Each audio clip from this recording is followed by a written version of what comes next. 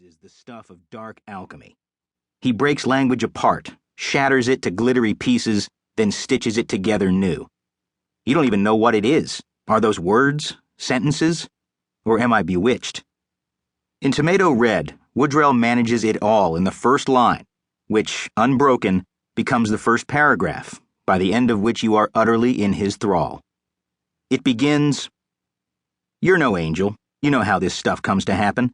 Friday is payday, and it's been a gray day sogged by a slow, ugly rain, and you seek company in your gloom, and since you're fresh to West Table, Missouri, and a new hand at the dog food factory, your choices for company are narrow, but you find some, finally, in a trailer court on East Main, and the co-ed circle of bums gathered there spot you a beer.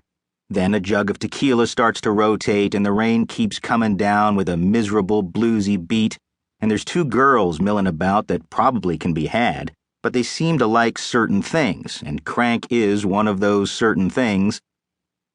There is no breath, no chance, and by the end of that first sentence, which is not even half over yet, you've burrowed through such tumult, girls with teeth like shoe-peg corn and all manner of rich adventures unfurling at your feet.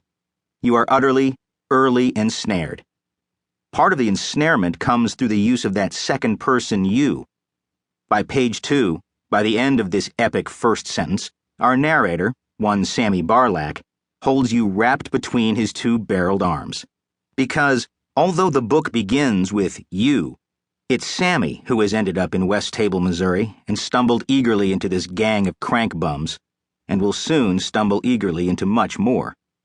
But by using that second-person you, he's pointed the finger at you, the reader. You're no angel. You know how this stuff comes to happen. And, after that down-the-rabbit-hole first sentence, Sammy reminds us again that we are part of this, and we are just like him. Can't none of this be new to you, he says, and so you are his, and you are Woodrell's.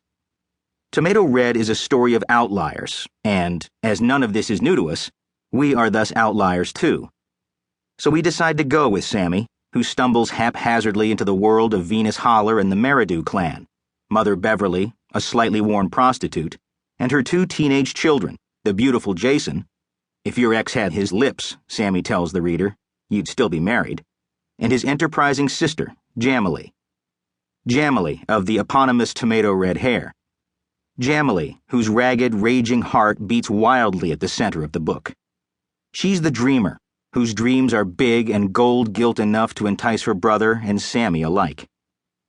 Before meeting Jamalee, Sammy never saw such possibility in life, and the yearning is painful for both of them.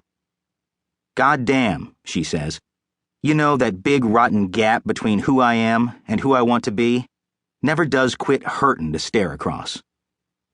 Jamalee's dreams, however, are made in Hollywood, a place where squatty, shiny fellas in tuxedos are making music just out of sight behind the palm trees. The imagined futures she paints dazzle Sammy, whose world heretofore was only as big as that night's past bottle and fun, but he sees the dark edge. "The girl put bubbles in my spirit with her dedication and hope," he says, before adding, "The world she aimed us at seemed like a child's wish of a world." Sammy and the Merridews are not rebels. They're aching to belong and to find a place where they can belong. For Jamalee, it's a place of tinsel-edged beauty, a world Sammy can only see glimpses of. Her capacity to imagine that world staggers him, and he realizes swiftly that he is weak to her. In this swift, unstoppable way, a die is cast. This sense that such yearning is both beautiful and a trap connects Woodrell to such 1930s noir masters as Horace McCoy, Nathaniel West, and James M. Cain. Life is the rawest of raw deals, and there's no steeper price to pay than the one you pay for false illusions. They don't expect anything but trouble from the square world, Woodrell said about Tomato Red's characters in an interview with John Williams for The Independent. Every time they interact with that world, they're given a ticket, sent to jail, drafted.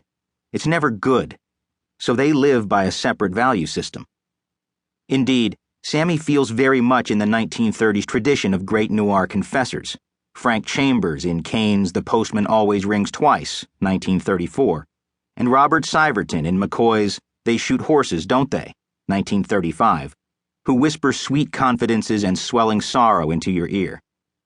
Like Sammy, Frank Chambers' life is small until he meets Cora, who dreams of bigger things, sealing both their fates. Likewise, Robert in McCoy's bleak dance marathon tale finds himself transformed, in this case.